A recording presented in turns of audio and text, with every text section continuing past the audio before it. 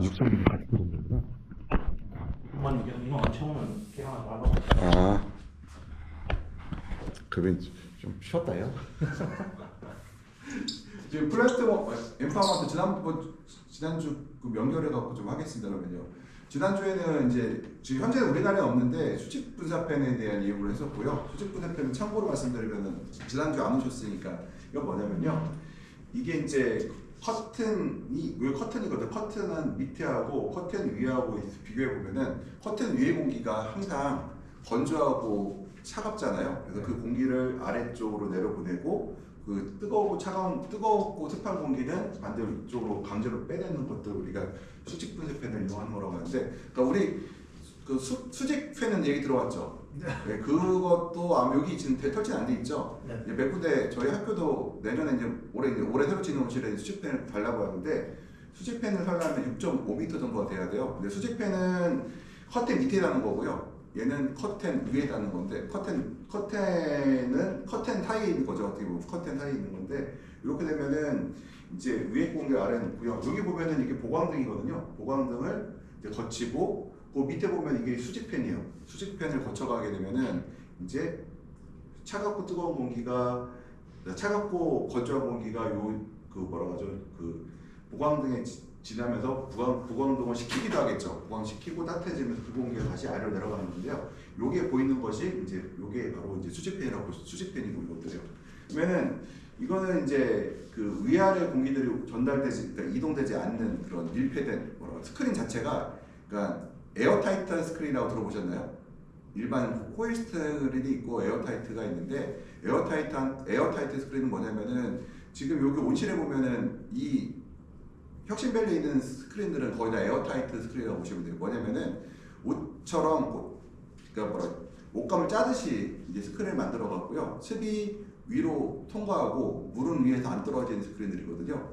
여기 보면 알루미늄 스크린, 뭐 상광 스크린 전부 이것들을 에어타이트라고 하고요. 그 다음에 포일 스크린이라고 하면은 통하지 않는 건데, 대표적인 게 이제 비닐로 된 거, 또는 보온다격 커튼. 보온다격 커튼도 위아래로 습이 이동하지 못하죠. 그런 것도 우리가 그냥 포일 스크린이라고 하는데요. 이건 바로 이제 포일 스크린들, 그러니까 위아래 습이 통과하지 않는 것들을 강제로 이제 습을 조절해서 한다는 건데, 이것들이요.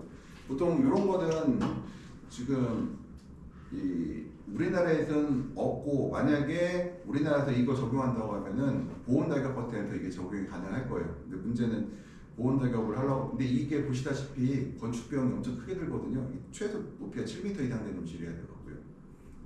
첫 번째 방법, 수직 분기파하는 게 수평범한 디스크의 공기를 불어서 수평으로 분비하고 자물에 도달하게 돼 온실 공기가 섞이는 것들 얘기하는 거고요.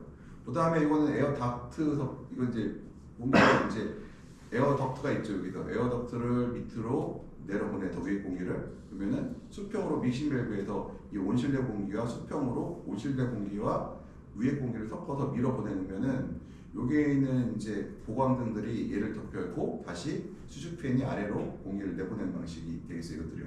이 방식이 있고요. 그 다음에 다시 그 공기는 위로 올라가겠죠. 이것들이요. 그 다음에 우리가 이 스크린은 이제 가장 중요한 게 뭐냐면은 스크린의 위의 공기와 외부 공기가 거의 동일한 온도 및 절대 습도를 갖게 하는 게 중요한데, 그거는 뭐 당연히 이제 이게 이제 그러니까 보온다격이나 이렇게 해서 공기가 통하지 않는다고 하면 당연히 위의 공기가 매우 차가워질 거예요. 에너지 전달 전혀 안 되는 상태가 되기 때문에 그것도 당연한 얘기고요. 다공성 스크린 습하고 따뜻한 공기가 통과하고 효과가 없다. 뭐냐면 다공성 스크린들은 아래 습이 이렇게 올라가 버리잖아요. 그러면은 효과가 없다는 얘기를 하고 있고요. 그 다음에 우리가 이제 수직 분사팬을 개발적으로 제어할 수 있다면 더 많은 개선을 기대할 수 있는데요. 장거리 무선 네트워크 로라를 이용한다. 옛날에는요 이거 전선을 이용했어요.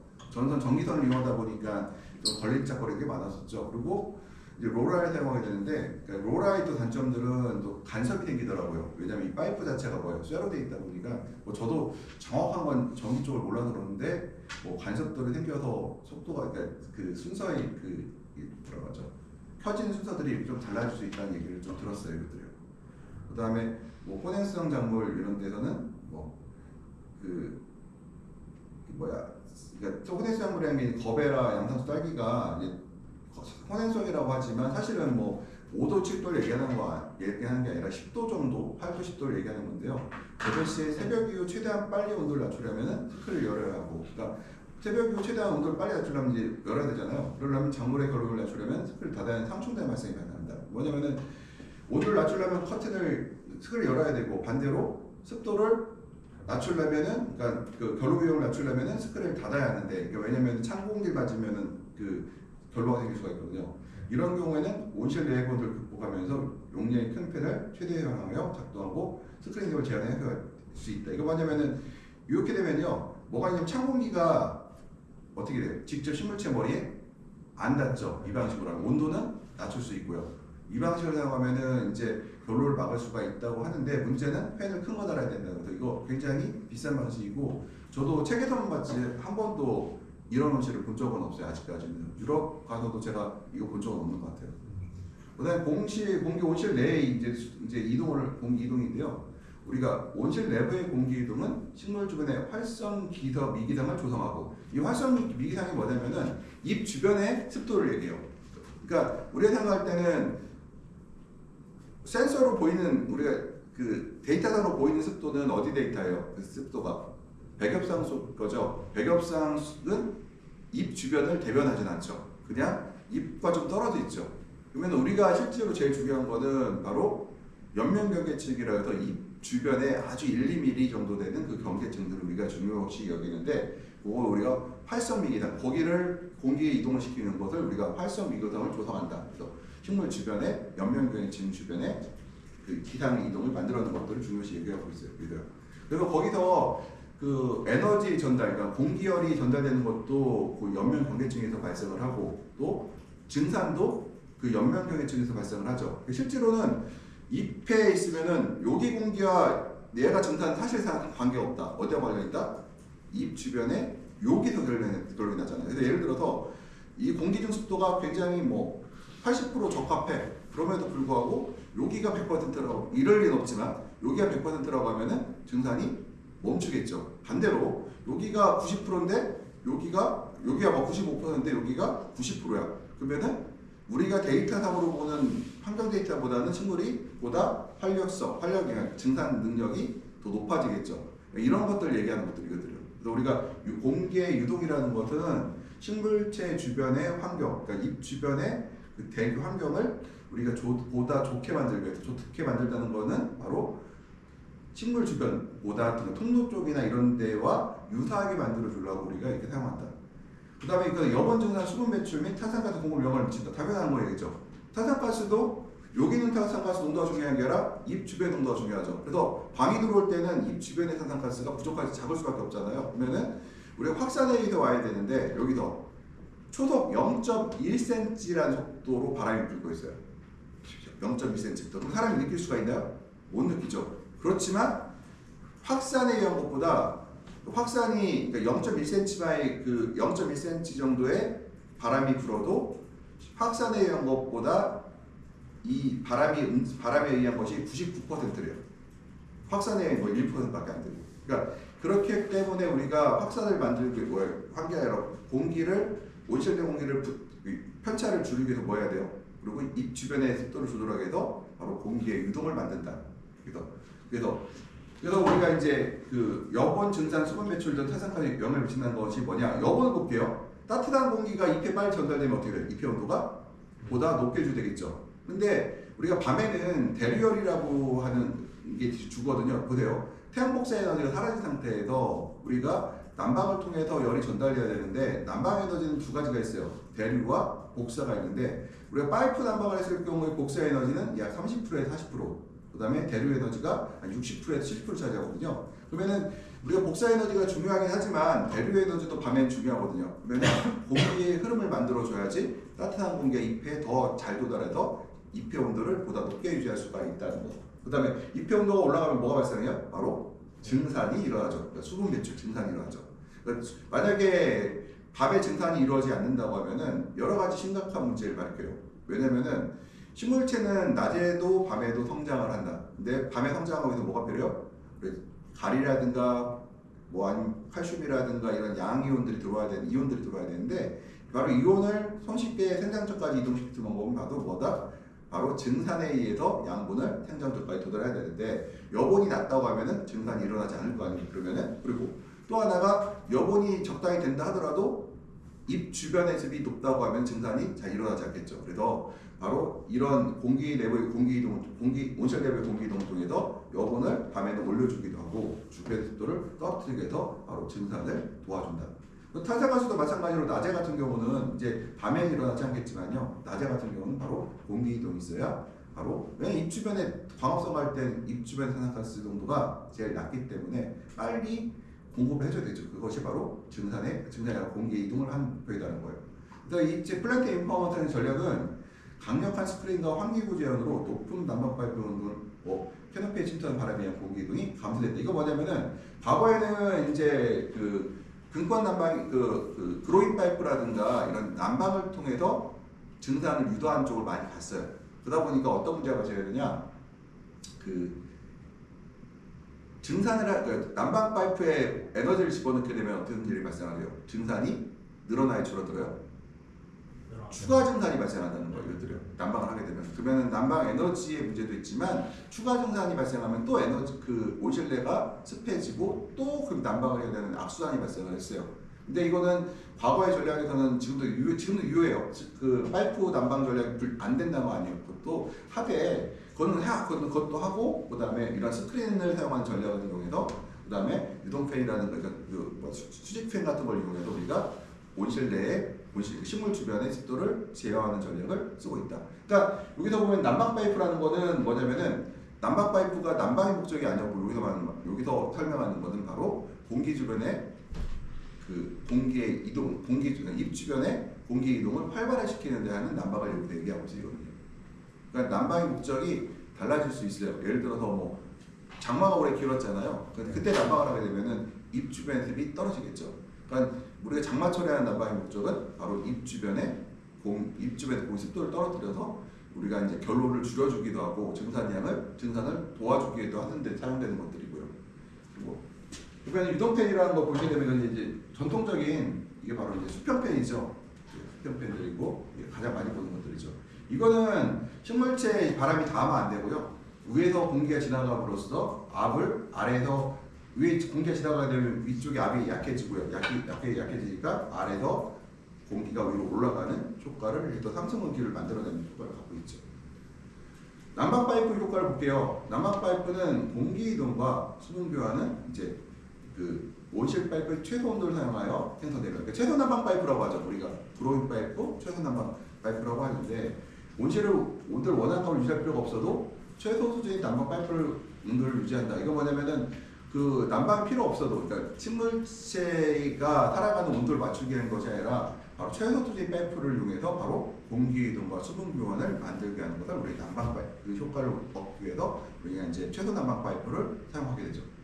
뜨거운 파이프는 공기를 작물 위쪽으로 이동시킨다. 이거 똑같은 얘기죠. 아까 팬을 사용하고 어떻다고 했어요? 공기를 밀어서 위로 올라가는 효과가 있었잖아요. 얘는 그 열을 주지 않았죠. 얘는 뭐예요? 뜨거운 파이프는 공기를 작물 위쪽으로 이동시키고 추가 증산을 일으킨다고 했죠. 난방 파이프는. 그러면은 실외보다 절대속도로 증가시킨다. 이거는 환기구를 통해 배출되는 수분의 양을 증가시키는 등 최소 파이프의 온도와 공기 이동과 수분 교환에 긍정적인 영향을 준다. 오케이, 이건 여기까지 좋았단 말이에요. 영향을 주죠. 난방 파이프의 단점은 여기서 말하고 있어요. 바로 불필요한 증산을 일으켜 에너지의 낭비를 추가시킨다. 그래서 캐노피 상부의 높은 상대 습도를 발생시킨다. 그러면은 캐노피로 상대 습도를 높여버리면은 어떤 문제가 생기냐면요. 잘못하면은 잘못 관리하게 되는 증산의 그 절대속 상대 습도가 올라가고 절대속도가 올라가게 되면은 위에서 결로가 생기는 위험들이 발생할 수도 있다는 거예요. 그래서 과도한 증산을 없애기 위해서 스크린 갭 사용이 자주 필요하고 이 때문에 캐노피의 상단에 창고에 떨어질 결로입니다. 뭐냐면은 지금 증산이 높아졌으니까 이제 습도가 올라갈 거 아니에요. 그러면 어떻게 해야 돼요? 생장점 이제 그 증산을 없애기 위해서 어떻게 돼요? 스크린 갭을 사용해 습을 빼줘야 되는데 이때 스크린 갭을 사용하면 어떻게 돼요? 스크린 갭을 했다는 건 뭐예요? 커튼을 닫고 있으면은 창고가 떨어지지 않겠지만 스크린 갭을 해보면은 10%고 15%고 구멍이 되겠죠. 그러면은 전체 면적에서 내가 10% 갭을 사용했다고 하면은 전체 면적 10%가 바로 착공기의 직접적 노출, 그리고 10% 옆 공간들도 역시 간접적인 영향을 받겠죠. 그래서 결로에 생길 위험이 매우 높아진다. 우리가 온실에서 작물을 재배할 때 우리가 제일 중요시 여기는 게 두 가지가 있어요. 제일 중요한 게 한 가지, 어떻게 보면 한 가지일 수 있는 물이거든요. 물이 제일 중요한데 여기서 말하는 물이라는 거는 바로 결로와 일액을 말해요. 결로는 또 두 가지로 나눠요. 바로 구조물의 결로와 식물체의 결로가 있는데, 구조물의 결로는 좋은 결로일 수 있고 나쁜 결로일 수도 있는데 식물체의 결로는 나쁜 결로예요. 우리가 제일 싫어하는 게 바로 식물체의 결로가 발생하는 것. 또 이 결로가 발생하기 시작하면은 잘못하면 또 일액도 나올 수가 있어요. 결로와 일액이 굉장히 안 좋은 상황들인데 바로 그러한 것들을 만들 수가 있다는 거. 이것들을 스크린개로 잘못 사용하면 그래서 결로가 생길 수가 있고, 또 하나가 잘못하면 또 일액도 추가로 나올 수도 있다. 이때는 우리가 난방 파이프 효과는 온실 온도를 유지하고 스크린을 닫은 야간에만 난방 파이프 효과가 좋고요. 그러나 작물 주변의 활성 미관을 조성하기 위해서는 팬을 사용하여 공기 음식을 만드는 것을 사용해야 된다. 그러니까 플랭테이프 하면 이 책에서 얘기할 게 뭐라고 하냐면요, 에너지에 대해서 얘기를 많이 해요. 에너지를 많이 쓸까 적게 쓸까? 적게 쓰자. 우리가 에너지를 적게 써야 돼요. 지금 유럽의 온실 운영 방법도 과거보다 에너지를 적게 쓰는 방법으로 가고 있고, 우리는 과거보다 좀 올라갔죠. 왜냐면 옛날에 워낙 에너지를 안 썼기 때문에. 그렇지만 역시 에너지가 앞으로 이 신혼원의 산업에서의 가장 경쟁력의 원천이라고 보거든요. 인건비는요 절약될 가능성이 되게 많아져요. 왜냐면은 로봇기술이 발달하게 되면은 아무래도 사람이 일하는 양이 좀 줄어들거든요. 예를 들어서 지금 무인망제기라는 그 농약기가 있는데 한 대에 1,100만 원 정도 하거든요. 1,000만 원 내외인데, 옛날에 그걸 사용하게 되면은 그 전에 2명에서 3명이 한 대가 운영하던 거를, 농약을 쏠 때 운영하던 거를 지금 혼자 운영하거든요. 그러면은 물론 100% 자동화는 안 됐지만 그 인력을 줄이고 있고요. 또 최근에는 수확 기계는 아직 좀 한다고 하는데 그건 앞으로의 미래일지 모르겠으나 운반 기계는 있어요. 뭐냐면은 토마토하고 파프리카 수확 오일을 할 때 우리가 수레를 갖고 들어가서 따고 밖으로 끌고 나오잖아요. 그러면은 그게 아니라 지금은 새로 나오는 실에 설치되는 것들은 내가 운반차를 갖고 들어가서 거기서 운반체 수확물을 완료 다 꽉 차게 되면은 바로 우리가 뭘 하느냐, 바로 그 스위치를 누르거나 발로 뭘 건들게 되면은 그게 밖으로 나가고 빈 수레가 다시 나한테 들어와. 그러면은 내가 인건비를 100%까지는 아니더라도 일정 부분 절약할 수 있는 이런 여건이 생겼거든요. 근데 문제는 에너지는 그게 안 돼요. 에너지는 계속해서 가격이 상승하고 있기 때문에요. 그리고 장비 붙일 때는 뭐가 들어가? 에너지 계속 들어가죠. 장비 하나 붙이면. 그러니까 이때 장비를 쓸 때도 우리 생각해야 될 게 어떻게 하면은 에너지를 좀 합리적으로 적게 사용할 수 있을까를 계속 고민하면서 들어가야 된다. 에너지 가격은 계속 오를 거고요. 지금 요즘에 이스라엘하고 이란하고 저러고 있어갖고 혹시 이스라엘이 이란의 원유 시설을 폭격하게 되면은 아시죠? 그냥 석유값 휙 올라가고 달러값 올라가고, 우리나라 환율 1,700원, 1,800원 막 갈 거고, 석유는 달러가 막 석유값은 달러로 받으니까 달러값도 올라갈 거고, 그럼 어떻게 석유값은 달러값이 올라갈 거고, 거기다가 환율까지 올라오면 어떻게 돼요? 곱하기 들어가서 엄청 비싸질 거란 말이에요. 그래서 지금 에너지는 계속해서 오르기 때문에 우리가 에너지를 어떻게 하면 적게 쓸까를 우리 고민을 많이 합니다. 그래서 지금 수평팬을 보게 되면요, 수평팬 효과 볼게요. 수평팬은 온실을 가로지르는 공기를 만들어내기 위해 수년 동안 사용됐고요. 설치유는 온실 수평 온도, 습도, 이산화탄소를 균일하게 활용하게 합니다. 그래서 공기를 우리가 수평팬을 밀어내잖아요. 밀어내면서 어떻게 하느냐, 일부 바람이 아래로 떨어지고요. 또 여기서 압이 걸렸죠. 압이 저압이죠. 그러면 여기서 공기가 위로 올라가서 다시 밀고 이 힘이 떨어지면 다시 아래로 떨어지는데, 중요한 거는 여기서 시작해서 여기까지 어떻게 된다? 바람이 끊어지면 안 돼요. 근데 이 바람이 사람이 느끼는 바람이 아니어도 좋다. 그래서 아주 미세한 공기 유속계라든가 풍속계라든가 아니면은 안 되면 깃털 같은 걸 이용해서 항상 이 유속팬은 바람이 멈추기 전에 설치돼야 된다. 사람이 닿을 정도로 그런 바람이 필요 없고요. 아까 0.1cm라고 했잖아요. 그만큼 아주 미세한 바람만 있어도 되기 때문에요. 끝나기 전에 설치를 해야 된다. 그럼 보통 시설에 설치하는 그 유동편으로 갈 수 있는 길이가 한 어느 정도 되나요? 지금 제가 볼 때 100m짜리 뭐 100m 따져보면은 한 5대는 설치해야 되지 않나? 아 100m면요? 네. 5대 설치될 것 같아요. 50m짜리는 한 2세대 정도 설치하는 것 같죠. 이제 그 팬의 용량에 따라 달라요. 네. 그거 저거 축구 6.5m짜리 거 설치하면 되는데 축구 낮은 온실은 작은 거 여러 대 설치해야 돼요.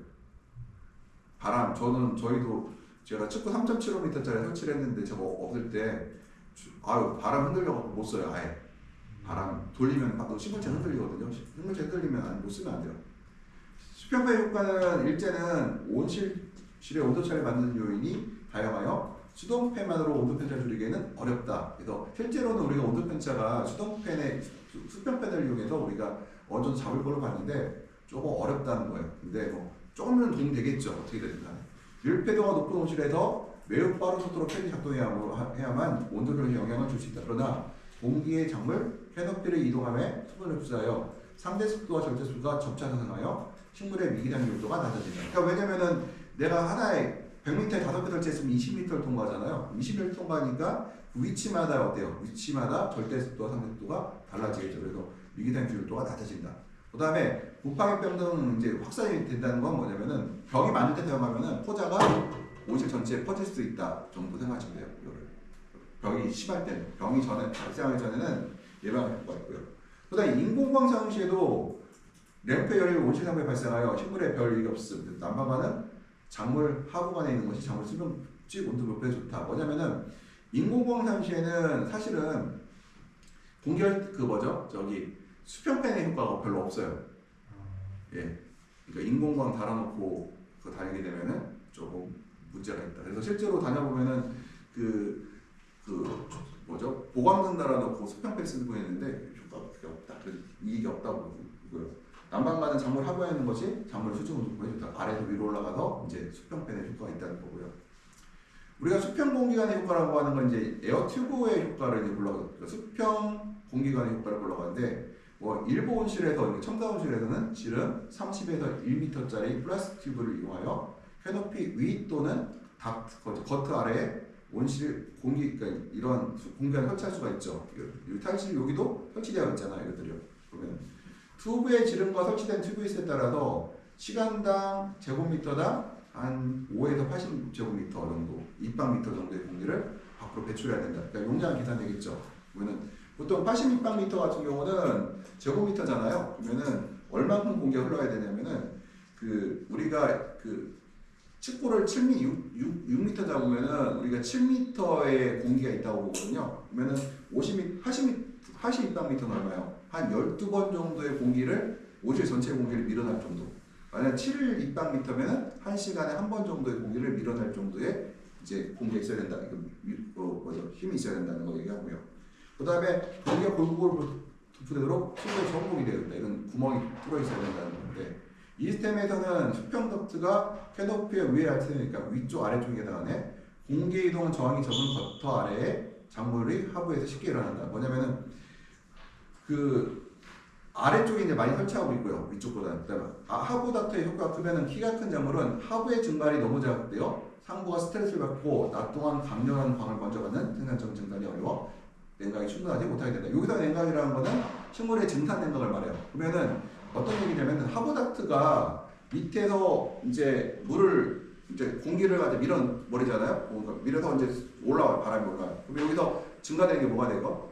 증산량이 증가되겠죠. 근데 어떤 경우에는 아래쪽에서 증산량이 갑자기 증가함에 따라서 생장점까지 물이 못 갈 수도 있다는 얘기가 돼요. 그래서 광이 강한 시기에 예를 들어 아침에, 그러니까 밤이 아니라 한낮에 아래의 닥트를 잘못 사용하게 되면은 생장점에서 증산이 모자라서 생장점이 시들 수도 있다는 생장점에서 이제 어떤 스트레스를 받을 수도 있다는 얘기를 표현하고 있어요.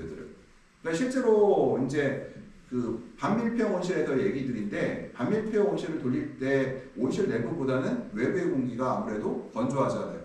건조한 공기를 닥트로 밀어넣게 되면은요 아래쪽에서 증산량이 증가하게 되고 아래쪽에 증산이 증가하게 되면은 식물이 물을 흡수할 수 있는 양은 한정되어 있다.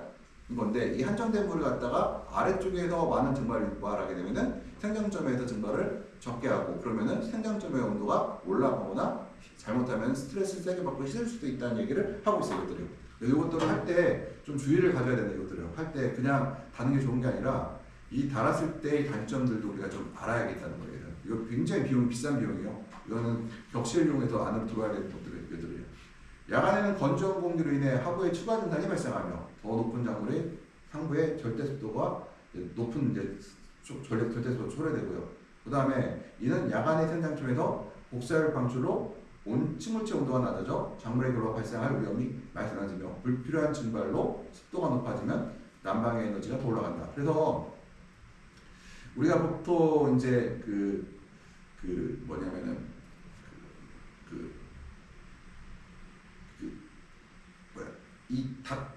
저 밑에 쓰는 닥트를 썼을 때 이런 단점들도 있다는 걸 좀 알아야 되는데 여기는 그 닥트들이 그래도 여기도 창문이 집어넣는 거죠? 네. 난방도 그러니까 똑같네요. 우리가 보통 그런 거 없이 돌리기만 하는 사람들 있거든요. 돌리기만 하는 경우에는 큰 게 작용하지 않는데 온실에서만 돌릴 때는 근데 외부 공기를 끌어오거나 여기서 기계식 냉각 장치를 이용하게 되면은 이런 일도 발생할 수 있다는 거예요. 기계식 냉각 장치를 이용하게 되면 아무래도 공기는 건조해지니까 그 공기들은 여기도 돌리기만 할 수 있어요. 돌리기도 할 수 있고요. 네. 예. 근데 여기는 올해 같은 경우도 굉장히 도움이 됐을 거예요. 예, 올해는 착과가 너무 안 돼갖고 여름에 그거 썼으면 뭐 심으셨어요? 여기는? 토마토 다니셨어요? 토마토 앞으로 저는 이제 권장하면 저기 장수하고 올라가야 될 것 같아요. 이게 무조건 안 되잖아. 장수 올라가야 돼. 앞으로 이제 작년하고 올해 기후가 일상 기후고 옛날에 느꼈던 8월 20일부터 밤에 모두 떨어지는 거는 그게 이상 기후가 되지 않을까. 아니 제가 올해 작년하고 올해 겪어보니까 작년에 너무 힘들었는데 또 그렇게 또 올해 더 힘든 거 보니까 작년보다 올해 더 힘들거든요. 따라서 이제 수평 공기가는 온실 온도에 별 영향이 없고요. 수평 온도차는 계속 발생할 수 있다. 뭐냐면은 온실 온도에 영향을 주지 않는데 수평 온도차는 계속 발생할 수 있다. 아래쪽에 차갑고 위가 뜨겁고 그래서 이런 발생할 수가 있다는 거고요. 지금 이제 닥터의 효과에서 이제 위쪽에 설치된 거예요. 이거는 저도 본 적이 없어요. 사진상으로만 봤는데 이거는 캐노피 위에 있는 닥트관에서 아래쪽으로 바람을 내보내는 거고요. 위로 보면은 뭐가 있어요? 빠져나가죠. 이게 반필폐 온실의 개념이거든요. 외부 공기가 안으로 들어오고요. 여기서 내부 공기는 이렇게 들어오고 있죠. 안에서 이렇게 들어가요.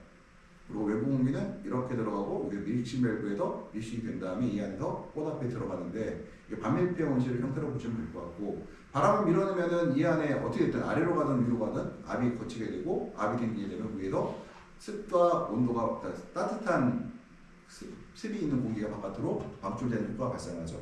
요거는 우리가 개념이 바로 반밀폐 온실의 개념이에요. 왜냐면은 이제 외부에서 안으로 들어올 수는 없고 안에서 밖으로만 나갈 수 있거든요. 이쪽 천장에서. 이렇게 되면 장점은 벌레가 못 들어오죠. 이렇게 되면 밑에 미세충들이. 그래서 이렇게 되면은 작물 하부의 증산을 증가시거나 불필요한 에너지 소비를 초래하지 않는다. 왜냐면은 위에서 발생하니까 이제 불필요한 증산을 증가시키지 않겠죠. 아래쪽에서. 우리는 증산을 위쪽에서 하면 좋겠잖아요. 아래쪽보다는. 그래서 에너지 흡수, 그러니까 수분이 쌓여야 하는 그러니까 상장점이 계속적인 공기 이동을 유도함으로써, 그러니까 위쪽에 공기를 유도함, 위쪽에 더 증산을 유도함으로써 좋다 이렇게 얘기를 할 수가 있는데 문제는 뭐예요? 광이 적게 들어오는 단점들이 있죠. 이것들이 가려지니까요. 우리가 수평 공기화의 효과는 공기유량 다소 제한적이다. 지름 6cm, 1m의 두부의 경우 시간당 약 4,200m의 공기를 이제 밀어낼 수 있고요. 그다음에 이거는 이제 경제성 때문에 그런 거고요. 이는 너비 8m, 길이 100m의 온실에서 약 시간당 5입방미터 공기를 유동을 의미한다. 이 공기가 0.5 높이만큼 이동하면 유동은 약 3mm. 아까 얼마라고 했어요? 우리가 공기 이동이 얼마면 된다고 했어요? 0.1mm만 돼도 충분하다고 했잖아요. 3mm면 충분해요. 유속은 3mm, 그러니까 시초도 3m 유속은 캐노피 상당에서 수분을 전달하기는 충분하지만 강광항에서 대류 교환으로 생장점의 온도를 낮추기에는 충분하지 않다. 그러니까 이거는 수분 전달에서는 충분한데 뭐가 안 된다는 거예요? 대류 교환에서 생장점의 온도를 낮추기 충분하지 않다. 이건 뭐 소리냐면은 식물체 온도를 낮추는 방법이 두 가지가 있어요. 하나는 증산을 통해 없애는 게 있죠. 두 번째가 뭐냐면 대류예요. 대류. 뭐냐면 식물체가 찬 공기를 통해서 체온을 식히는 방법이 우리 대류냉각이라고 하거든요. 대류냉각의 장점은 뭐가 있느냐? 증산량을 줄여주시는 게 있어요. 증산량이 많으면 좋을까요? 아니요. 좋을 수도 있고, 그렇죠. 적정히 해야 돼요. 근데 그 쓸데없이 증산을 만들어내게 되면은 우리가 특히 과체류에서는 과일에 문제를 일으켜요. 과일이 사이즈가 작아지기도 하고 심해지면은 오이가 쉬고 배꼽성과 발생하는 여러 가지 생리장애 문제가 바로 과일 증산에서 발생하거든요. 그러면은 우리가 만약에 그 유속을 통해서 그러니까 대류열 전달로 식물체의 온도를 낮출 수만 있다면은 바로 뭐가 되냐면은 우리가 충분히 그러니까 상대적으로 증산량을 줄일 수 있다는 얘기가 돼요.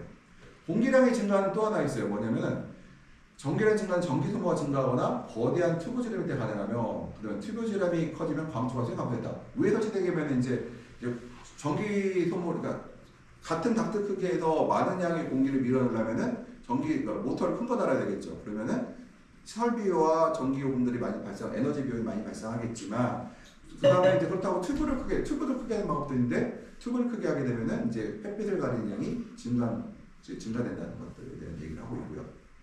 그 다음에 이제 최근 유행하는 수직팬이요. 수직팬은 덕트가 없죠. 덕트가 없어요. 그래서 수직팬은 수평팬과 튜브의 단점을 보완해준다. 그래서 보면은 이제 수직 공기를 만들기에 합리적이고 투부정이었고 경로의 길이가 짧아 많은 양의 공기를 저렴한 비용으로 이동할 수 있다. 뭐냐면은 위에 있는 차갑고 건조한 공기를 아래쪽으로 내려보내고 여기 막혀 있죠. 아래로 보는 게 아니에요. 이렇게 내려보내고 그 다음에 여기서 이제 일로 보내면서 습한 공기는 어떻게 돼요? 일로 올라가고 다시 섞이고 반복된다 이것들이요. 그래서 이것들은 대신에 이 수직팬이 있으려면 높이가 일단 온실의 높이가 높아야 되는 이제 단점들이 있어요. 수직팬이 높아야 되고요.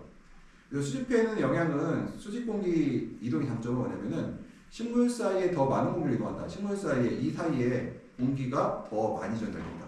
공기의 흐름이 더 좋아진다는 얘기가 되겠고요. 그 다음에 수분은 최단 거리를 잠을해서 온실로 이동한다.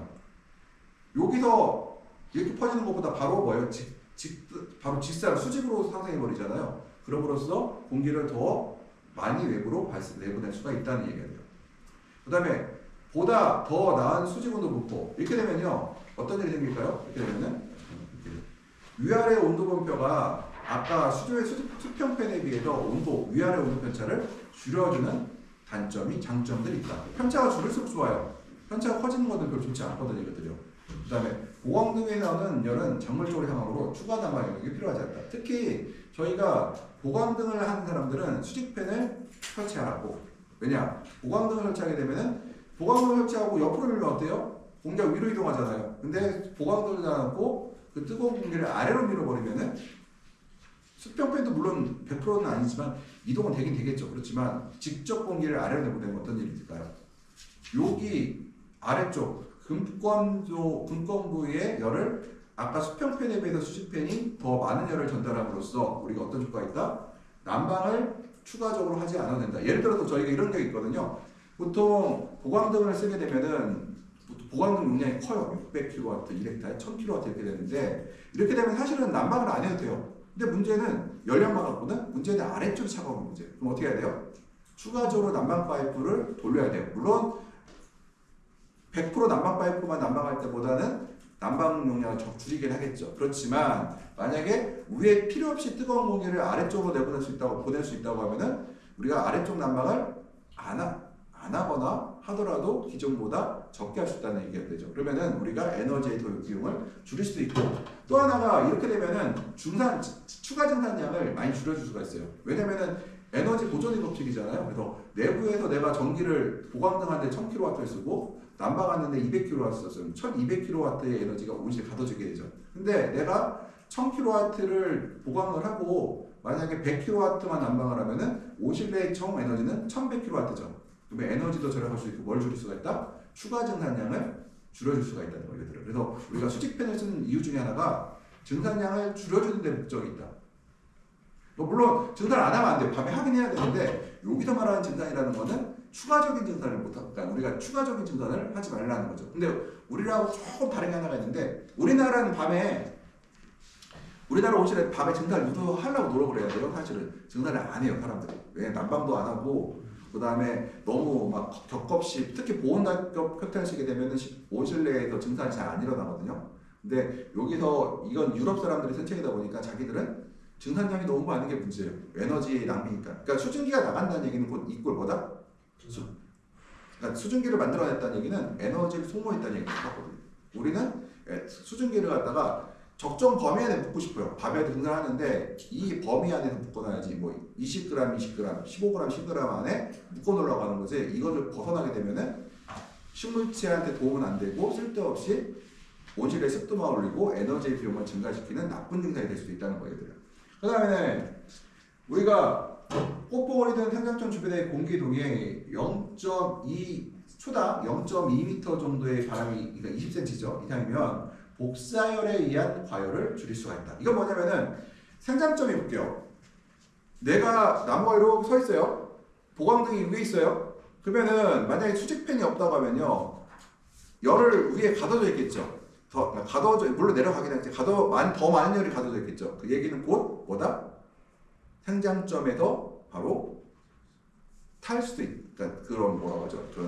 그 화상을 입을 확률, 그 위험도라든가 이런 것들을 증가할 수 있다는 것들을. 그래서 바로 우리가 이런 수직팬을 이용해서 더 많은 공기를 유동시킨다고 하면은 바로 뭐가 있다? 생장점, 그 생장점 주위에 그 위에 온실 윗부분에 있는 보광등에 있는 열을 아래쪽으로 보냄으로써 바로 이런 타는 증상도 많이 막아줄 수 있다 이렇게 볼 수가 있어요.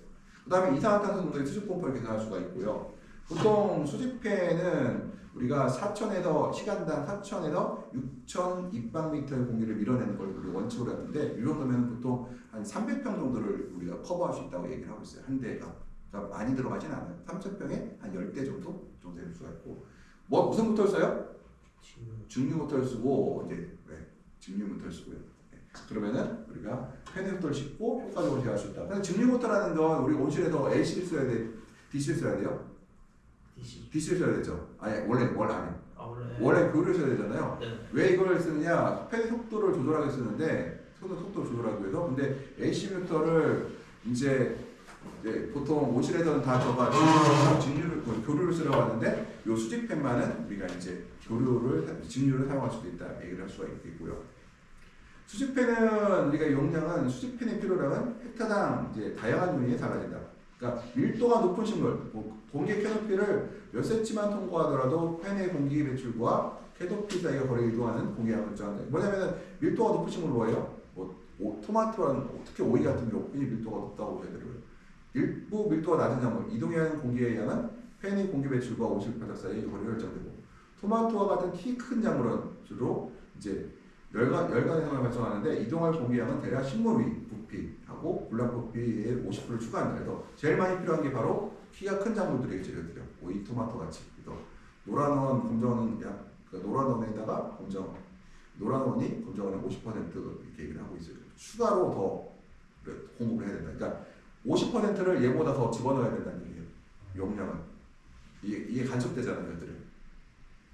그 다음 우리가 5,200m, 그러니까 시간당 5,200m의 수직팬으로 시간당 5회 수하는 경우 이론적 작동 범위를 볼게요. 일단 댄스가 이제 보게 되면은 이제 밀도가 됐고요. 그다음 높은 것들, 그다음 오픈은 뭐예요? 오픈 있는 건 열려 있는 것들, 댄스는 닫혀 있는 것들, 오픈 노우는 낮은 것들이에요, 그것들요. 그다음에 우리가 이제 그 캐노피를 통과하는 이제 보게 되면은 밀도가 높은 경우에 2.5가 되면 어때요? 보통 0.2 정도 될 거고요.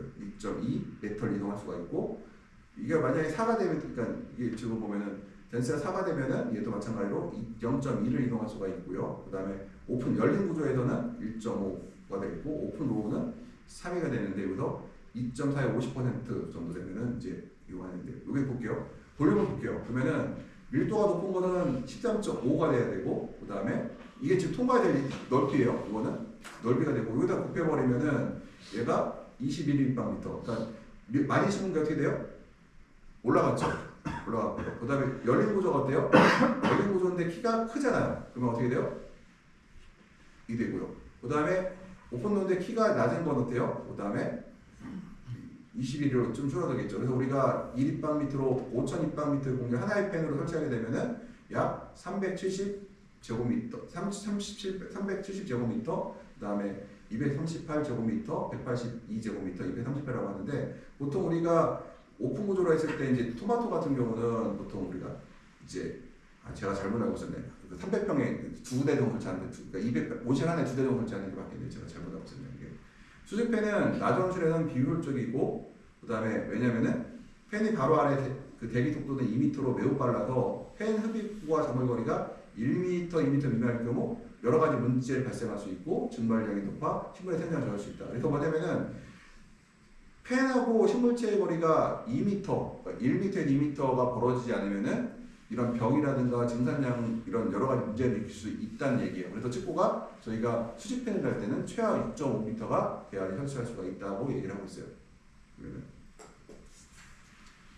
온실의 온도 균일성은 일반적으로 온실 내 기후를 얘기할 때 온도와 습도가 균일함을 가정하지만 실제로는 균일하지 않다고 보시면 돼요. 실제로는 균일할 수가 없죠. 균일하게 만들어도 안 되고 창창을 열면 바람 효과가 결합하여 온실 내 수평 및 수직 구름이 생기고 그 결과로 온도와 습도의 차이가 수평 및 수직을 발생하는데 이런 차이는 정말 좋지 않다. 그래서 우리가 보통 이런 것을 줄이기 위해서 요즘엔요 그 커튼을 많이 사용하고 있어요. 커튼을 많이 사용한다는 얘기는 투명한 커튼들이 요새 나오고 있거든요. 광수가에 좋은 커튼들을 닫아둔 상태에서 창을 열고 닫아버리면은 수직과 수평 그 편차가 적게 발생한다는 거죠. 이거 왜냐면은 천창을 열어서 온실내로 직접 들어오게 되면은 편차가 많이 발생하는데 커튼을 하나 걸친 상태에서 위에서 공기가 들어와서 이동하면은 아래쪽에는 간접 영향을 주기 때문에 편차가 줄어든다. 그래서 요즘에는 커튼을 어떻게 한다? 늦게 열고 일찍 닫으러 가는데 늦게 열고 일찍 닫으려고 보니까 커튼이 광수과율이 과거보다 좋아져야 된다고 얘기를 해요. 이것들이요. 그다음 경사로이나 이제 온도 차이인데 이 경사면이 있어요. 경사면이 있으면 속도가 빨라질까요? 늦어질까요? 공기 흐름이. 왜냐면은 경사도가 클수록 공기의 흐름이 빨라지고 공기의 흐름이 빨라진다는 얘기는 편차가 커진다는 얘기예요. 여기서 이거는 그러면은 따뜻한 공기가 가장 높은 지역으로 이동할 때 경사가 클수록 더 빨리 움직인다. 그래서 난방 파이프는 인공조명 같은 만약에 추가로 사용하면 상황이 더 나빠진다고 하는데 이 경사로 인한 온도 차이를 줄이기 위해서 요즘 하는 게 뭐가 있으냐면요. 요즘에 온실들은 커지면요 이제 기둥들을 그 우수가드로 사용해요. 기둥은 그러니까 뭐냐면은 옛날에는 슬롯이 이렇게 그 온실이 100m, 200m 있으면 중간중간에 기둥들을 우수가드로 사용하게 되면 어떻게 돼요? 슬롯을 작게 만들어도 그러니까 그 구배를 작게 잡아도 어때요? 구배를 작게 잡아도 물이 잘 빠지겠죠. 그래서 요즘은 그 구배를 작게 잡기 위해서 그러니까 온실의 편차를 줄이는 게 제일 중요하거든요. 편차를 줄이기 위해서 슬롯을 작게 만들고 슬롯을 작게 만들기 위해서 우수관을 기둥으로 사용하고 기둥을 우수관으로 사용하는 경우가 많다 지금. 아마 여기도 저 온실들이 전부 다 우수관들이 중간중간에 기둥으로 되어 있을 거예요. 이것들도. 그래서 바닥에 빠져나가게 되죠. 이들이. 우리가 이제 경사로 인한 온도 차이를 보게 되면은 버터 또는 스크린 같은 수평면은 수직기를 감소시키나 수평기의 독립점을 유발할 수 있다. 큰 수직 온도 발생한다는 게 볼게요. 우리가 이제 난방을 하게 되면은 뜨거운 공기가 위로 뻗지고 찬 공기는 반대편에서 이렇게 들어오게 돼요. 그래서 그 경사로 인한 온도 차이는 겉아래 공기는 수직으로 움직이고 겉에 공기는 반대 방향으로 움직여서 커튼을 치게 되면 어떻게 될까요? 이것을 위에 이 효과들이 줄어들게 되겠죠. 그래서 편차가 줄어든다는 거겠죠. 가장 중요한 방법은 온실내 경상을 방지하고 우수 배출을 위한 다른 수치하는 것. 그래서 온실 기둥을 우리가 보통 파이프로 우수관으로 사용하는 경우가 늘어났다. 요 얘기를 하고 있어요. 그리고 또 하나가 바로 커튼을 치는 거. 커튼을 이용해서 편차를 줄여주는 것도 하고 있고요. 바람 효과로 인한 이제 온실의 온도 편차가 될 수가 있는데요. 바람은 온실 내 수평 온도 차이 원인을 크게 만든다. 바람이 세게 불수록 내가 온실을 닫고 있어도요. 바람이 셀수록 온실 내 온도 편차는 크게 발생한다. 왜냐하면 온실이라는 거는 완전 밀폐가 있을 수가 없거든. 진공 상태가 아니기 때문에요. 외부 영향을 받을 수밖에 없어요. 그래서 예를 들어서 바람을 이렇게 불잖아요. 우리가 천창을 작게 열거나 안 닫은 상태에서 바람이 이렇게 불면요. 벤출 효과에서 어떻게 해요? 이 내부의 공기가 벤출이 아니라 바람이 이렇게 생기면은 안에서 바람이 뜨거운 공기가 바깥으로 빠져나가게 돼요. 빠져나간 만큼 반대로 어떤 일이 생각해요? 반대 방향에서는 찬바람, 찬 공기가 안으로 들어가게 되겠죠. 그래서 보통 그 바람을 마주보는 온실뼈는 빠른 속도로 북부적인 공기 흐름을 만들어낸다. 그래서 벽 근처의 환기창 외의 저압에 발사해서 벤출 효과에서 따뜻한 흡입 공기가 바깥으로 빨려 나온다. 그러다 온실 중간에서 주위에 저압이 발생했죠. 저압에 비해서 바로 다시 공기는 들어오게 되죠. 그래서 이 순환이 발생하는데 이 길이가 길어질수록 어떨까요? 편차는 커지고 그 다음에 편차가 작을수록 길이가 작아질수록 편차는 줄어들겠죠. 그래서 우리가 이제 현대온실에서는 보통 우리가 이제 그 온실의 크기가 커질수록 온실의 편차는 커질 수밖에 없다는 거예요. 얘들은 기본적으로는. 바람에 의한 온도차를 보게 되면은 스크린이 닫혀 있거나 다공성이 큰 두 개의 스크린이 있더라도 저압의 차가운 공기가 수직으로 떨어진다. 얘가 스크린이 닫혀 있어도 이로 인해 수평 스크린 위에 설치된 수직 스크린 효과가 없어질 수 있다. 그래서 이제 특히 이 위에 있는 스크린들 효과가 없어질 수 있다. 그래서 비다공성 스크린 한 장 또는 두 종류의 스크린을 조합 발생하면 온실내 공기적인 바람의 영향을 덜 받는다. 이 다공성 스크린은 사실은 지금 현재 없어요. 우리나라에. 그러니까 원래 이 다공성 스크린이 뭐냐? 스크린 짜는데 알루미늄 짜잖아요. 짜는데 이 빈 공간을 만드는 거 우리 다공성 스크린이라고 해요. 이런 것들. 근데 지금 현재는 여기는 다공성 스크린이 없어요. 다 이 비다공성 스크린이에요. 그래서 요거는 우리나라에서는 다공성을 쓸 수 없는 게 이거 겨울을 나는 작경이기 때문에 커튼 2장이 들어가고 일반적으로 그러다 보니까 이제 알루미늄하고 이제 보온 스크린을 사는데 이 두 가지가 전부 다 막혀 있는 걸 사용하죠. 그렇지만 세분 통과되는 것들. 만약에 3장을 설치한다고 하면 다공성이 하나 들어갈 수도 있겠죠. 왜냐면 다공성 스크린이 여름철에 6월달, 7월달에 착용할 때 무지하게 좋아요. 지금 알루미늄 스크린 착용을 하잖아요. 커튼을 열어요. 착용을 해놓고 한 10%, 20% 열어놓거든요. 왜냐? 그래서 우리 습을 빠져나가는 구멍을 만들었는데 만약에 다공성이라면 어때요? 습이 잘 빠져나가겠죠. 그러니까 커튼을 닫고 우리가 유지할 수가 있다는 거죠. 얘들은.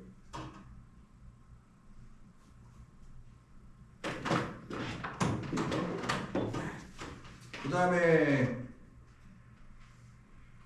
바람에 의한 온도차를 보게 되면은 우리가 위쪽 스크린이 매우 차고 바람이 불면요 이전보다 결로가 더 많이 발생하고 따라서 아래쪽에 밀폐로 높은 스크린을 설치하고 스크린 사용하지 않으면 좋다. 뭐냐면 바람이 세게 불면은 이제 우리가 너무 차가워져서 스크린을 사용하지 않는 것이 좋다는 얘기를 하는 거고요. 이 방식은 단점은 최대 스크린이 더 차가워져 야간에 장거리 열방출이 심해진다. 또 열방출이 심해진다는 걸 얘기하는 거고요. 그러니까 차갑다는 얘기는 뭐냐면요 여기서 말하는 열 방출이라는 건 뭐냐면은 복사열 손실을 말해요. 공개 나가는 걸 얘기하는 게 아니라 스크린이 차가워지면 식물체들이 바로 복사열을 뺏겨요. 그러니까 식물체가 갖고 있는 열을 복사열 형태로 뺏겨야 돼요. 이 얘기를 하는 거고요.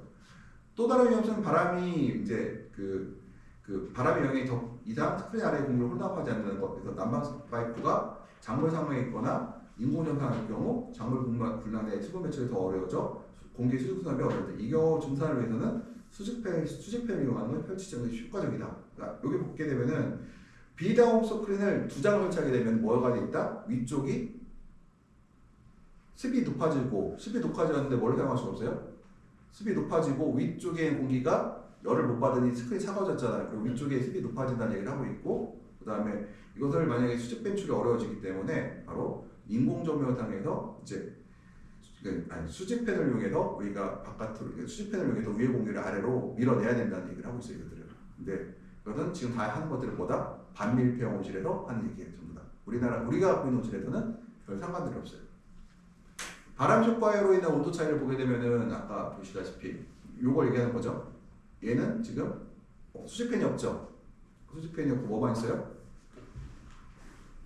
얘는 이제 수직팬이고 보강도 있어요. 그러면 이 상태에선 보강도 있고 수직팬이 없는 사람들 뭐예요? 여기서 결로가 생길 수가 있다고 했잖아요. 근데 수직팬이 있으면은 공기가 이렇게 지나가고요.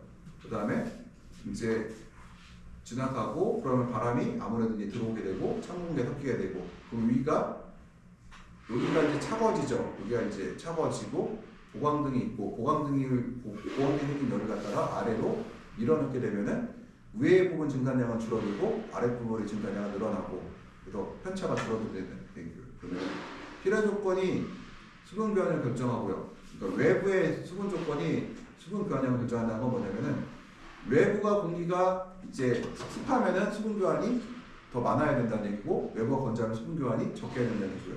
스크린을 완전히 닫은 상태에서 천장을 개방하면 스크린의 위와 위 온도와 절대 습도를 낮출 수가 있다. 뭐냐면은 스크린을 완전 닫은 상태에서 여기 닫은 상태에서 천창을 개방하면은 스크린 아래와 위를 절대 습도를 줄일 수가 있다고 하는데 외부하고 근데 문제가 하나 있어요. 이거는 네덜란드 같이 온화한 겨울에는 가능한데 우리나라 같이 추운 겨울에는 닫아도 네덜란드와 똑같을 것 같다. 왜냐면 외부가 영하 15도면은 내가 이거 닫아놔도 내부가 영하 10도, 뭐 12도가 되지 내부가 뭐 0도, 1도가 되지는 않거든요. 이것들은요. 그다음에 두 스크린 사이에 갭이 있어 단열된 두 스크린 사이에 갭이 있어 단열이 잘 되고 에너지 소비는 줄일 수 있으나 여전히 수분 변이 불충분하며 기계 관계가 추가되어야 하나 천창을 통한 자연환경 원칙이다. 뭐냐면은 스크린 두 개를 사용한다는 게 우리는 일반적인 상황이잖아요. 근데 유럽 애들은 그게 아니라 두 개라는 것이 지금 많이 늘었지만 그렇게 일반적인 상황은 아니었던 것 같아요. 그래서 스크린 두 장을 설정하게 되면 뭐예요? 공기가 통하지 않는 두 개의 스크린이죠. 그러면 어때요? 바로 그 우리가 갭이라는 거 스크린 사이에 갭이라는 건 뭐냐면요. 이렇게 만들어두면 이제 공기층이 이게 두 개 이게 있으면은 이 사이에 공기층이 있잖아요. 공기층이 있으면 이 단열 효과가 있어요. 이것들이요. 우리가 그래서 이 단열 효과는 이게 멀수록 좋을까요? 가까울수록 좋을까요?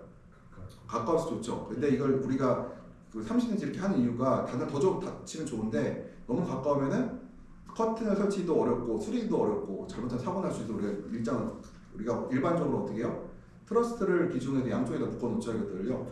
그래서 우리가 보통 일반적으로 트러스 길이만큼 우리 폭만큼 스크린 간격 걸려 있는데 아무튼 우리가 이 효과가 있다. 그러나 에너지 소비 수시나 여전히 수분 교환이 불충분하며 기계 환기가 추가되어야 하나 천창을 통한 자연환기가 원칙이다. 그래서 보통 우리가 기계 환기를 하고 싶은데 기계 환기를 갖고 있는 음식은 거의 없어요. 그러니까 우리가 뭘 사용해요? 갭을 사용하죠. 그래서 창 커튼을 이렇게 조금 열어놓는 방법을 사용해서 뭐예요? 그게 천창을 열어놓는 게 뭐예요?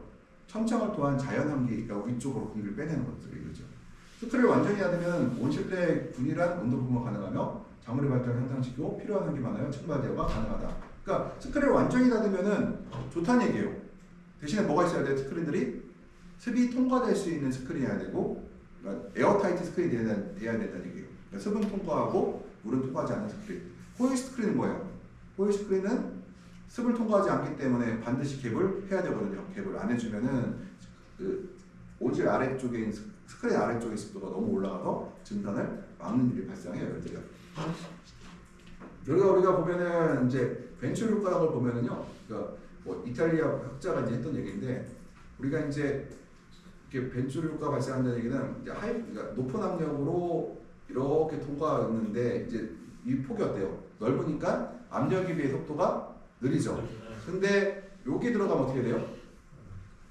압력 폭이 좁아지니까 압력이 강해지고 다시 일로 가면 어떻게 돼요? 압력이 다시 약해지기 시작하죠. 그때 이 효과가 우리가 벤츄리 효과라고 하는데 높은 스피드에서 낮은 습도로 갈 때 바로 이 습이 바깥으로 이렇게 그러니까 바깥으로 가는 바람이 어때요? 이렇게 가는 바람이 세죠? 네. 세죠?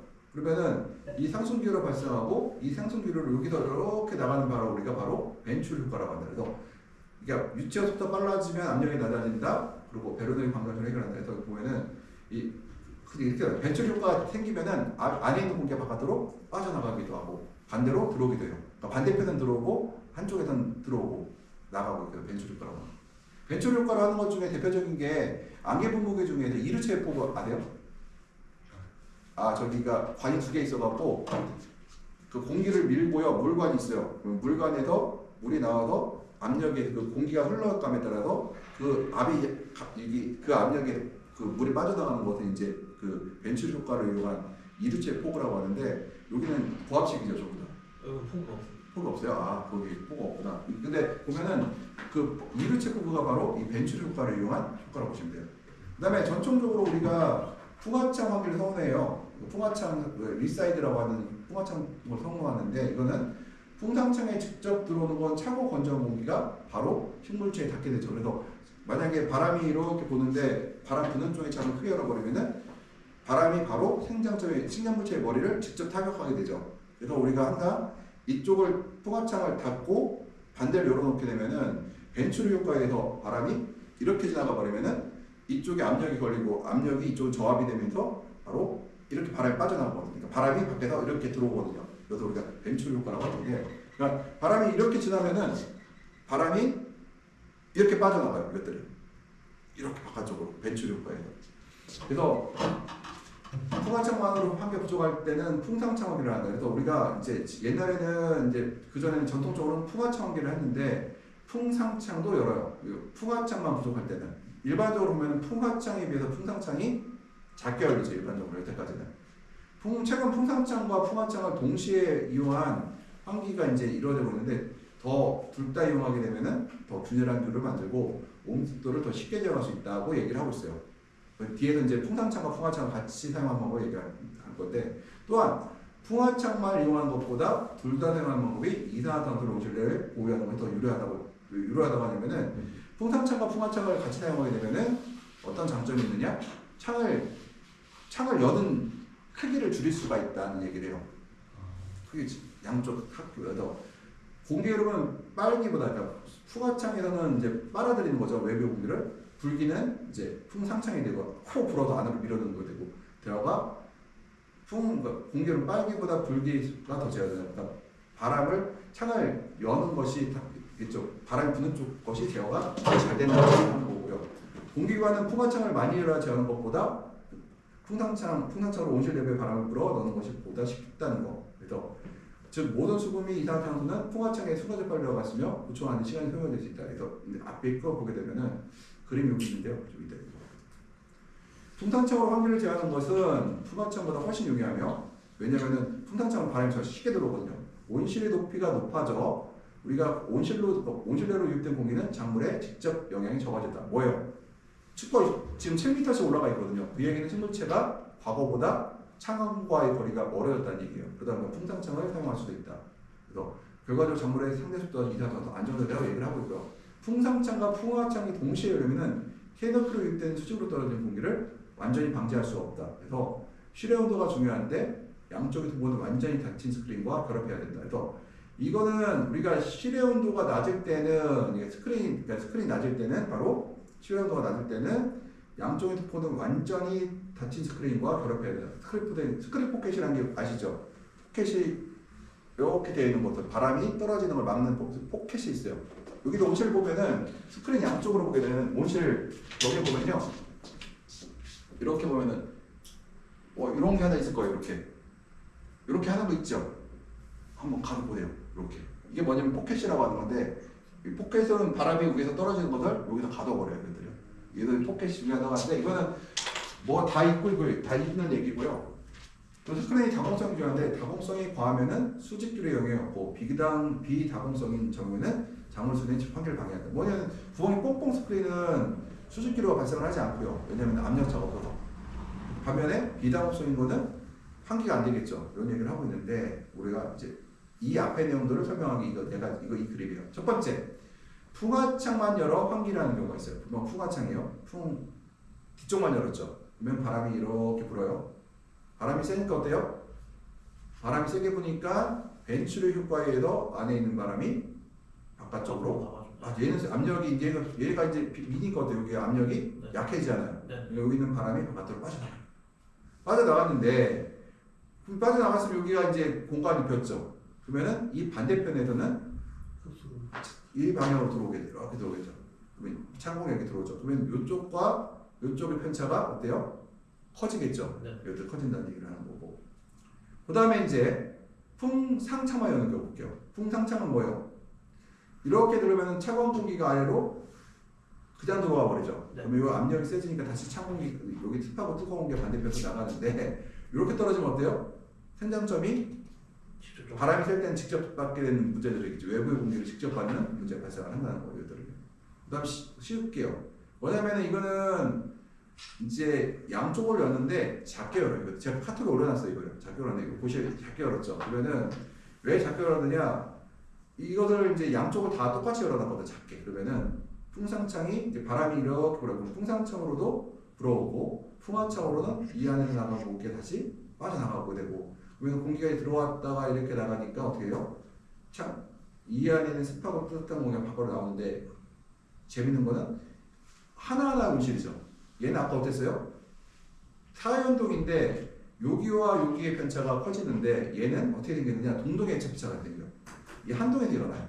바람이 이렇게 들어왔다 이렇게 빠져나가니까 이 안에 더 편차가 발생하죠. 그러면 얘보다 편차가 아래가 얘하고 비교하면은 누가 편차가 커요? 온실 내에서? 습도랑 온도 편차가 얘가 클까요? 얘가 클까요? 첫 번째가 크겠죠. 얘는 이 한동에서만 발생을 해요. 얘들이. 그래서 이거는 그래서 하나의 이 한동, 그러니까 이 동동마다 편차가 이 안에서만 발생한다는 거고요. 그다음에 요건 뭐냐면은 이제 가장 요즘에 이제 우리가 추진하는 건데요. 풍합창과 풍상창과 풍하창 동시에 여는데 실내 온도가 매우 낮은 경우에는 차가운 공기 피해를 더 차단할 수 있어요. 그 뭐냐면요. 그 안에 스크린을 설치한 거예요. 그러면은 내가 문을 열어도 어때요? 찬 공기가 식물체에 직접 안 닿겠죠. 네. 그래서 얘보다 얘가 창을 같은 외부 온도에서 얘가 더 열 수가 있다는 얘기가 되거든요. 그래서 지금 이제 스크린에 공기 저항이 있으면 충분한 수분 구에서 환기창을 좀 더 열어줘야 된다. 이거 뭐냐면은 아까 얘보다 환기창이 좀 더 커졌죠. 그러면은 여기서 어떤 장점이 드냐? 아까 이 온실에서는 어땠어요? 차가운 공기가 이렇게 떨어져서 이렇게 나가니까 이 안에 편차가 발생했죠. 얘는 어때요? 찬 공기가 어떻게 돼요? 스크린 위로를 통과해버리죠. 그러면은 압력이 위쪽과 아래에 압력이 발생을 해요. 그러면은 습이 여기와 여기가 동시에 위로 열과 습이 위로 올라가게 되고 이 안의 편차가 어때요? 얘보다 아래가 적어지죠. 근데 이 스크린 방법에 사용하려면 어떠해야 될까요? 스크린이 투광성이 좋아요. 햇빛이 잘 투과가 돼요. 햇빛이 투과가 안 되면 어때요?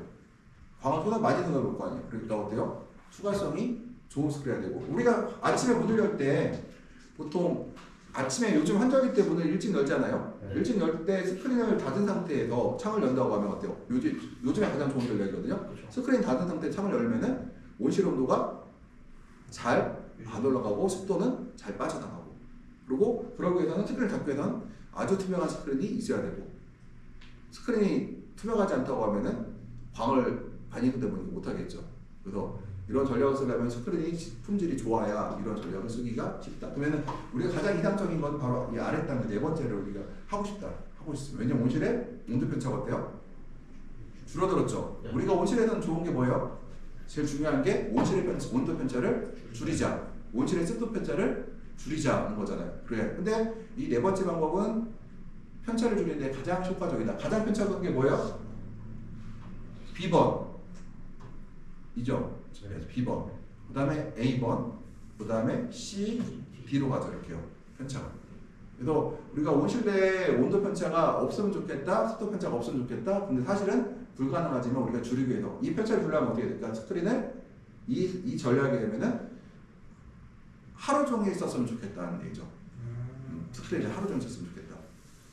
내가 가능하다면 하루 종일 쓰면 좋겠다는 얘기를 합니다. 그때 말씀하셨던 그 울트라와이드 그걸로. 네, 그렇죠. 그래서 하루 종일 쓰면 좋겠다. 그래서 요즘 추세는 커튼을 늦게 열고 일찍 닫는다. 이것들을 전략을 짤 때. 선생님 그럼 이럴 경우 스크린 아래 하단부에다가 예. 보강대가 설치를 해줘야 되나요? 아니요. 큰일 안 되죠. 복음 사사 그건 아니고요. 그건 그대로 가는 거고 그러니까 온실의 편차를 줄이는 방법이에요. 그러니까 이거 보면은 그 온도 편차와 그 환기를 얘기하는 거잖아요. 우리가 템퍼레이처 유니폼리 또 그리고 온실을 균질하게 만드는 방법에 대한 얘기를 하고 있는 거예요. 우리가 흔히 오해하는 것 중에 하나가 항상 여기까지만 하실게요. 온실을 평가할 때 내가 그 온실을 잘 관리하는지 잘못 관리하는 평가를 할 때 뭘 갖고 하느냐면은 점수를 매기는 프로그램이 있어요. 실제로 레츠고로 가는 그런 프로그램이 들어있는데 뭐 온도가 80점이다, 뭐 습도가 60점이라 이런 얘기를 거기다 해놔요. 그 컴퓨터가 100% 맞는 건 아니지만 나름대로 컴퓨터 평가를 해서 점수를 매기더라고요. 그 얘기는 뭐냐? 바로 광량 대비를 얘기해요. 광량이 이만큼 들어오고 있는데 내가 광을 건들 수가 없단 말이에요. 근데 이산화탄소 농도가 60점이면은 야 광량에 비해서 좀 적은 것 같다. 근데 온도는 광량 대비 50점이야. 그럼 뭐예요? 온도를 수정해서 60점을 만들어야 돼야지 이산화탄소 60점을 도달할 거 아니에요. 근데 얘도 마찬가지인데 오전에는 생각해 보시면은 광도 부족할 수 있지만 온도가 빨리 올라가는 것도 문제가 될 수 있고 온실내 온도 편차가 큰 것도 광합성이 제한 요인이 될 수가 있거든요. 그럼 우리 입장에서는 일단은 광을 좀 손해보더라도 광이 이제 뭐 아까 이걸 쳤더니 광투가열이 좋을수록 좋다는 게 이거예요. 광투가열이 지금 90%대인 커튼들도 있거든요. 커튼이 쳤는데 광이 90%가 들어와. 근데 90%의 광을 이산화탄소와 온도 조건들, 습도 조건이 95점을 만들어놨어. 그럼 90 곱하기 95는 90을 하고 99, 81이잖아요. 그런데 그렇지 않고 광은 100인데 커튼을 치지 않고 줘야 했더니 온도의 편차라든가 이런 거 봤더니 60점이에요. 그러면은 9 곱하기 60은 뭐예요? 그래서 100 곱하기 60은 60점이죠. 아까는 81점이었죠. 바로 그 얘기를 하는 거예요. 광을 좀 손해보더라도 온실의 균일성을 더 높이는 방법에 대한 얘기를 하는 거예요. 우리가 광이 중요하냐 중요하죠. 근데 그 광을 얼만큼 효과적으로 이용하냐는 문제는 별도의 문제라는 거예요. 근데 그러기 위해서는 온실내가 균일해야 되고 온도의 상승 속도가 천천히 올라가야 되고 그다음에 위아래 편차가 줄어들어야 되는데 편차가 막 심각하고 막 앞뒤 편차 크고 위아래 편차 크고 이런 상태에서는 광이 좋다 하더라도 그 광을 이용할 수 있냐는 별개의 문제가 된다는 것들. 우리가 그래도 광이 좋긴 하지만 중요하긴 하지만 근데 그 광을 이용하는 건 별개의 거라고 하죠. 그래서 그 중에 더 우리가 최소율의 법칙이라고 하잖아요. 그래서 가장 문제점이 뭐가 있느냐 하는데 일단 저는 이 전략을 좋아하는 것 중에 하나가 우리나라에서는 환절기 때 오존 온도가 급상승하는 것이 문제거든요. 이렇게 이 전략을 쓰게 되면은 오존 온도가 급상승하는 것을 꽤 막아줄 수가 있어요. 지금이 딱 급상승. 그래서 급상승 지금 시기 그렇죠.